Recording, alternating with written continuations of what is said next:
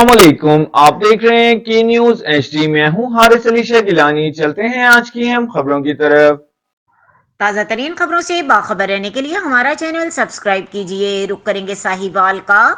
वजीर आला पंजाब मोहतरमा मरियम नवाज शरीफ और inspector general of police Punjab doctor Usman Anwar के विजन के मुताबिक additional inspector general of police traffic Punjab Mirza Faran Baig के अहकामात की रोशनी में district police officer Sahiwal Faisal Shahzad के खुसूसी हिदायत पर district traffic officer Sahiwal Saeed Ahmed Lodhi के हमरा inspector traffic headquarter university of Sahiwal road safety के मुतालिक आगाही सेमिनार का इनेकाद किया गया।